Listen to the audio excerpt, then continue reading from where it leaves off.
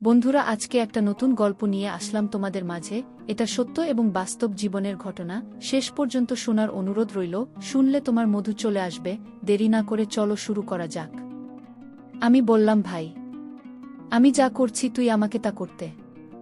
আমি অনেক দিনের উপোস। তোর দুলাভাই আমাকে অনেক দিন ধরে কিছু দেয় নাই। আমি খুব ক্ষুধার্ত, আমি খুব পিপাসিত। ভাই, তুই আমাকে একটু শান্তি কর, আমি তোর কাছ থেকে একটু শান্তি চাই। সে বলল, আপু, আমি তোমার আপন ছোট ভাই। আমি বললাম, ছোট ভাই তো কি হয়েছে? জীবনে এমন কিছু মুহূর্ত আসে তখন কে ভাই, কে বাবা, কে কাকা তা ভাবার উপায় থাকে না। তখন একটিমাত্র জিনিস মানুষের বিবেকে কাজ করে, আর তা হল একটু শান্তি। প্লিজ ভাই, কথা না বলে তুই আমাকে একটু শান্তি কর। অনেক দিন ধরে আমার মনটা অশান্ত হয়ে আছে। আমার ছোট ভাইকে বাচ্চা মনে করে আমি সুযোগ দিয়েছিলাম। তারপর আমার ছোট ভাই আমার সাথে যা করল তা শুনলে বন্ধুরা তোমাদের মাথা ঘুরে যাবে। বন্ধুরা, গল্পটি অনেক অনেক ইন্টারেস্টিং। গল্পটি শোনার জন্য তোমাদের সকলের প্রতি আমার বিশেষ অনুরোধ রইল। বন্ধুরা, তোমাদের নিকট আমার ছোট্ট একটি অনুরোধ, তোমরা দয়া করে আমার চ্যানেলটি সাবস্ক্রাইব করে আমাকে সাপোর্ট করবে। হ্যালো বন্ধুরা, আমি উর্মিলা আক্তার ঘর্মি। আমার ডাক নাম ঘর্মি। আমার বর্তমান বয়স 25। আজকে আমি তোমাদেরকে যে গল্পটি বলবো সেটি আমার বাস্তব জীবনের গল্প। তখন আমার বয়স ছিল 19। আমি দেখতে অনেক সুন্দরী, লাবণ্যময়ী এবং আবেদনময়ী ছিলাম বটে। আমার ফ্যামিলিতে শুধুমাত্র আমি, আমার ভাই এবং আমার মা বাবা ছিলেন। মোট সদস্য সংখ্যা ছিল 4 জন এবং আমি ছিলাম সবার বড়। আমার ভাই ছিল আমার ছোট, তার বয়স ছিল 15। আমার ছোট ভাইয়ের নাম সাগর। সে ক্লাস 10-এ পড়ত। সে দেখতে অনেক কিছু ছিল। আমি তাকে খুব ভালোবাসতাম এবং স্নেহ করতাম। তাকে দেখতে একেবারে নায়কের মতো চেহারা ছিল। তাকে দেখলেই আমার অন্য কিছু করতে মন চাইত। আমাদের পরিবারের সবাই খুব সুন্দর ছিল। আমি যেমন সুন্দরী ছিলাম, আমার ভাইও আমার মতোই সুন্দর ছিল। আমার মা বাবা অনেক সুন্দর ছিল। আমার ছোট ভাইয়ের চেহারাটা এতই কিউট যে তাকে দেখলেই আমার আদর করতে মন চাইত। মাঝে মাঝে আমি আমার বিয়ের আগে বিভিন্ন অজুহাতে তার সাথে বিভিন্নভাবে মজা করার চেষ্টা করতাম। বিয়ের আগে মাঝে মাঝে সে আর আমি একসাথে থাকতাম। প্রায় প্রায় আমি তার কাছে থেকে ভিন্ন কিছুর স্বাদ নেওয়ার চেষ্টা করতাম। সে তখন খুব ছোট ছিল বিধায় খুব একটা বেশি বুঝত না। সে দেখতে অনেক সুন্দর হওয়ায় আমি তার প্রতি অনেক দুর্বল হয়ে গিয়েছিলাম, কিন্তু তা কখনো প্রকাশ করতে পারিনি। মনে মনে অনেকবার তাকে কাছে পেতে চেয়েছিলাম, তার সাথে ঘনিষ্ঠ হতে চেয়েছিলাম এবং তার কাছ থেকে অনেক ভালোবাসা পেতে চেয়েছিলাম, কিন্তু কখনো সাহস হয়নি বলার। কারণ সে তো আমার ছোট ভাই, যদি কাউকে বলে দেয়। যাই হোক বন্ধুরা, এভাবে কাটছিল আমার দিন। আমার যখন বয়স 10, তখন আমার বিয়ে হয়ে যায় আমার এলাকা থেকে অন্য একটা গ্রামে। আমার যেখানে বিয়ে হয় সেখান থেকে আমাদের গ্রামের দূরত্ব ছিল প্রায় 8 কিলোমিটার। বিয়ের পর আমি আমার শ্বশুর বাড়ি চলে যাই। সেখানে সংসার শুরু করি। প্রথম প্রথম আমার স্বামী আমাকে অনেক ভালোবাসত। এমন ভালোবাসা দিত, মনে হয়েছিল যেন আমি স্বর্গে আছি। প্রথম যেদিন সে আমার কাছে আসতে চাইবে, তখন তো আমি খুব ভয় পেয়ে যাই, কারণ সে আমার থেকে বয়সে ছিল অনেক বড়। যেই কথা সেই কাজ। প্রথম দিন সে আমাকে এমনভাবে দিয়েছিল, আমার কাছে মনে হয়েছিল যেন আমার দম বন্ধ হয়ে যাওয়ার মতো অবস্থা হয়েছিল। বিয়ের 2-1 মাস আমার খুব ভালো লাগছিল। সে আমাকে খুব শুকিয়ে রাখছিল, কিন্তু এই সুখ আমার আর বেশি দিন রইল না। আমার কপাল খুবই খারাপ ছিল যে আমার বিয়ের কিছুদিন পরেই আমার স্বামীর গোপন একটি রোগ ধরা পড়ে, যার কারণে আমার স্বামী আমার কাছে ঠিকমতো আসতে চাইত না, আমাকে ভালোবাসতে চাইত না। আমার প্রতি তার কোনো ফিলিংস কাজ করত না, আর মাঝে মাঝে আমার সাথে খুব খারাপ আচরণ করত। আমার স্বামীর এই আচরণে আমি খুব কষ্ট পেতাম।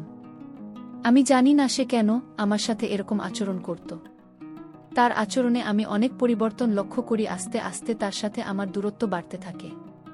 সে আর আগের মতো আমাকে ভালোবাসে না। রাত হলেই সে কোনো না কোনো অজুহাতে আমার কাছ থেকে দূরে থাকতে শুরু করে। আমি যখনই তার কাছে যেতাম, ভাবতাম আজ তার সাথে সময় কাটাব। আজকে আমরা স্বামী স্ত্রী মিলে একটু রোম্যান্টিক সময় পার করব। কিন্তু আমি চাইলে কি হবে? তাতে তার কোনো সাড়া পাইনি। আমি যতই তার কাছে যেতে চাইতাম, সে আমার কাছ থেকে বিভিন্ন অজুহাতে অনেক দূরে থাকতে শুরু করল। সে এখন আমাকে বিন্দুমাত্র সময় দেয় না। তার আচরণে এতটা পরিবর্তন দেখে আমি খুব বিস্মিত হই। আমাকে ভালোবাসার তার মধ্যে কোনো আকাঙ্ক্ষা নেই। রাতে কিংবা দিনে সে কখনই আমার সাথে আকর্ষিত হওয়ার চেষ্টা করত না। আমাকে সবসময় সে ইগনোর করতে শুরু করল। তার এসব দেখে আমার মনে অবস্থা আরও খারাপ হতে লাগল। তারপরেও আমি ভালো ছিলাম। যাক, শত হলেও সে তো আমার স্বামী, আজ আমাকে ভালোবাসে না, কিন্তু কাল তো ভাসবে। একদিন আমি ভাবলাম, যেহেতু তারা আমার প্রতি কোনো টান নেই, আজকে তাহলে আমি তাকে আমার প্রতি আকৃষ্ট করার জন্য তাকে আমি নিজেই উদ্বুদ্ধ করব। আজকে আমি তার কাছ থেকে আমার অধিকার আদায় করে নেব। সেদিন রাতে আমি অনেক চেষ্টা করার পরেও তার কাছ থেকে আমি কোনো রেসপন্স পাইনি। সেদিন রাতে আমি অনেক কষ্ট পেয়েছিলাম। কষ্ট পেয়ে আমি চুপ করে আমার রুমের এক পাশে বসেছিলাম। হঠাৎ টেবিলের মধ্যে একটি ডাক্তারি রিপোর্ট দেখতে পেলাম। রিপোর্টটি দেখে আমার মাথা ঘুরতে শুরু করল। সেখানে পরিষ্কার করে লেখা ছিল যে আমার স্বামীর বিশেষ হরমোন একেবারে শেষ হয়ে গেছে। সে আর কোনো দিন আমাকে সুখ দিতে পারবে না। রিপোর্ট দেখে আমি যে কি করব বুঝে উঠতে পারছিলাম না, কারণ আমার স্বামীর বিশেষত্ব নষ্ট হয়ে গেছে। এখন আমি কোনো আশায় থাকব? কিভাবে আমি তার সংসার করব? তার যে সমস্যা, সে তো আর কোনোদিন আমাকে সুখ দিতে পারবে না। আমি আমার জীবনের কথা ভাবতে ভাবতে অনেক কান্না করেছিলাম। এখন আমার কি হবে? কারণ আমার সবেমাত্র জীবন শুরু। স্বামীর ভালোবাসা, আদর, সোহাগ ছাড়া আমি কিভাবে থাকব? স্বামীর আনন্দ সুখ না নিয়ে আমি কোনোভাবেই থাকতে পারব না। এই ভেবে আমি অনেক কান্না করতে থাকি, কিন্তু কাউকে কিছু বলতে পারি না। মনে মনে ভাবলাম, এভাবে আমি আর স্বামীর সংসার করব না। যেই স্বামী আমার মন বোঝে না, যে আমাকে ভালোবাসা দিতে না পারুক, অন্ততপক্ষে মনের একটু শান্তিতে দেবে। তাই স্থির করলাম, আমি আমার বাপের বাড়ি চলে যাব। তারপর একদিন আমার ছোট ভাই আমাদের শ্বশুর বাড়িতে আসে বেড়াতে। বেড়াতে এসে দেখে আমার ছোট ভাই। আমার মনের অবস্থা একেবারেই খারাপ। আমি বললাম, আপু তোমার কি হয়েছে? আপু বলল, কিছু হয় নাই, আর শুধু কাঁদে। আমার ছোট ভাই ভেবেছিল মনে হয় আব্বু আম্মুর কথা মনে পড়ছে, তাই আপু কাছে। তারপর আমার এই অবস্থা দেখে আমার ছোট ভাই, আমার স্বামী এবং আমার শ্বশুর শাশুড়ির কাছ থেকে বলে আমার বাড়িতে নিয়ে আসে। আমি আমার বাপের বাড়িতে এসে সব সময় নীরবে বসে থাকি, আর সব সময় টেনশনে থাকি। আমি টেনশনে অনেক শুকিয়ে গিয়েছিলাম। আমার চোখের নিচে কালো দাগ হয়ে গেছে। আমার ছোট ভাই আমার এই অবস্থা দেখে আমাকে জিজ্ঞাসা করতে শুরু করে, আপু তোমার কি হয়েছে? দুলাভাই কি তোমাকে অনেক কষ্ট দেয়? দুলাভাই কি তোমার সাথে খারাপ আচরণ করে নাকি না অন্য কিছু? আমি তাকে বললাম, না, এসব কিছু না, তুই টেনশন করিস না, আমার কিছুই হয় নাই। আমি আমার ছোট ভাইকে বললাম, ভাই আমি তোদের বাড়িতে বেশ কিছুদিন থাকব। আমার ছোট ভাই বলল, আপু কিছুদিন কেন? এটা তোর বাড়ি, তুই আমাদের এখানে সারা জীবন থাকবে। ভাইয়ের কথা শুনে মনে অনেক শান্তি পেলাম। মনে চিন্তা করলাম, আমার ভাই যেহেতু আমার জন্য পাগল, আমি আমার স্বামীর কাছ থেকে যা পাইনি আমি আমার ভাইয়ের কাছ থেকে তা নেব। ভাইয়ের সরলতা, মিষ্টি ব্যবহার, উদারতা যেন আমাকে অনেক পাগল করে ফেলছে। আমি যে অনেক দিনের ক্ষুধার্ত। একদিন বিকেলে ছাদে বসে ভাবছিলাম আমার কি হবে এখন, আর কান্না করেছিলাম। ঠিক তখনই আমার ভাই সেখানে চলে আসে। আমার কান্না দেখে সে আমার পাশে বসে আমার চোখের জল মুছে দেয়, আর আমার কাছে কান্নার তো কণ্ঠে জানতে চায়, কি হয়েছে আপু, আমাকে একটু বলবেন? আমি লজ্জায় কিছু বলতে পারছিলাম না। তারপরেও সে অনেক জোর করার পর আমি তাকে বলি যে, বাইরে তুই আমার ছোট ভাই, তোকে যে আমি কি করে বলি? তো দুলাভাই আমাকে আর তেমন ভালোবাসতে পারে না। তার অনেক সমস্যা, তার অনেক বড় সমস্যা। তারা আমাকে ভালোবাসার মতো কোনো ফিলিংস থাকে না। সে আমাকে কোনোভাবেই কোনো তৃপ্তি দিতে পারে না। সে আমাকে কোনোভাবে সুখী করতে পারে না। এখন আমি কি করি বল, ভাই?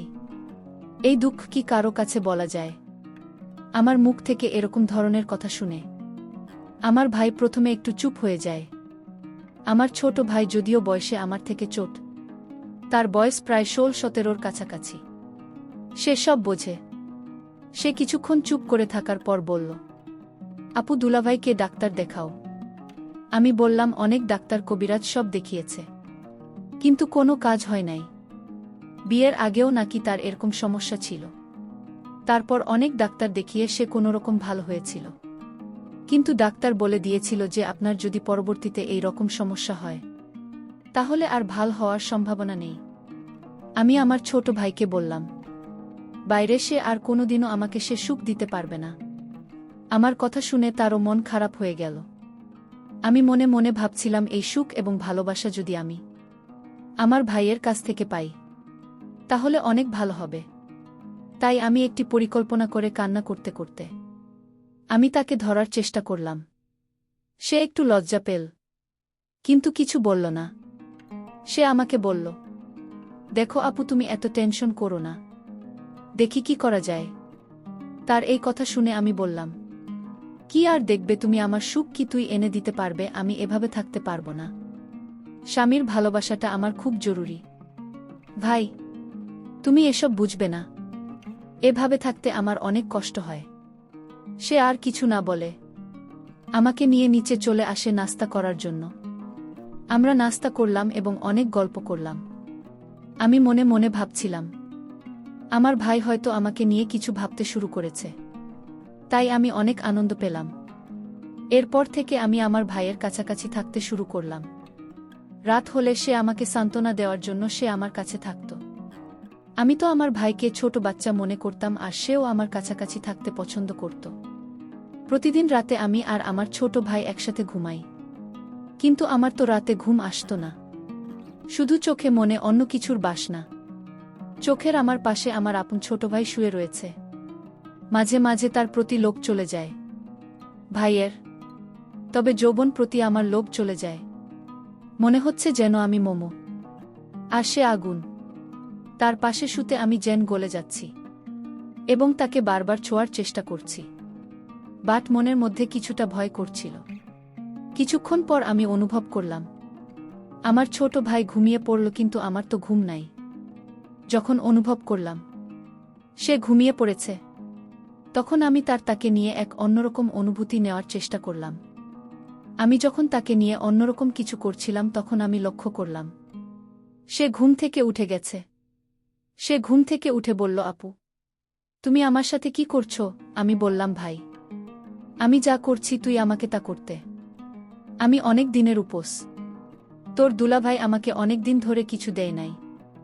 আমি খুব ক্ষুধার্ত, আমি খুব পিপাসিত। ভাই, তুই আমাকে একটু শান্তি কর। আমি তোর কাছ থেকে একটু শান্তি চাই। আমি বললাম, আপু, আমি তোমার ছোট ভাই। আমি বললাম, ছোট ভাই তো কি হয়েছে? জীবনে এমন কিছু মুহূর্ত আসে তখন কে ভাই, কে বাবা, কে কাকা তা ভাবার উপায় থাকে না। তখন একটিমাত্র জিনিস মানুষের বিবেকে কাজ করে, আর তা হল একটু শান্তি। প্লিজ ভাই, কথা না বলে তুই আমাকে একটু শান্তি কর।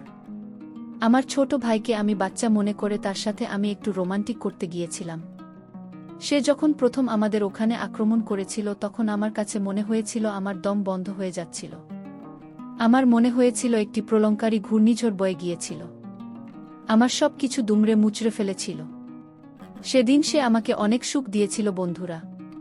তার কিছুদিন পর বন্ধুরা আমি আমার স্বামীকে ডিভোর্স দিয়ে দিই এবং আমি আমার ছোট ভাইকে স্বামীর মতো গ্রহণ করতে থাকি। বন্ধুরা, যে স্বামী না পারে কোনো মনের সুখ দিতে, না পারলে অন্য কিছু, তার সাথে তো আর যাই হোক কেন সংস্কার হয় না। সবকিছু বাদ দিয়ে বন্ধুরা, এখন আমি আমার ছোট ভাইকে সবার অন্তরালে স্বামীরূপে গ্রহণ করে নিলাম। আমি জানি না আমার এই জীবন কতদিন চলবে বন্ধুরা। আমি ভুল করছি, নাস্তিক করছি, তা আপনাদের উপর ছেড়ে দিলাম। নিশ্চয়ই আপনারা কমেন্ট করে জানাবেন। বন্ধুরা, আজকে এই পর্যন্তই। আবারও আসব তোমাদের মধ্যে নতুন কোনো ভিডিও নিয়ে। ভিডিওটি যদি তোমাদের ভালো লাগে তাহলে একটি লাইক দাও। প্রতিদিন আমি তোমাদেরকে একটা করে নতুন গল্প উপহার দিব, তাই তোমাদেরকে অনুরোধ করে বলছি। তোমরা যদি এরকম ধরনের ইন্টারেস্টিং গল্প পেতে চাও তাহলে দয়া করে আমার চ্যানেলটি সাবস্ক্রাইব করো। পরিশেষে তোমাদের সকলের সুস্বাস্থ্য কামনা করি। ভিডিওটি দেখার জন্য তোমাদের সকলকে অসংখ্য ধন্যবাদ।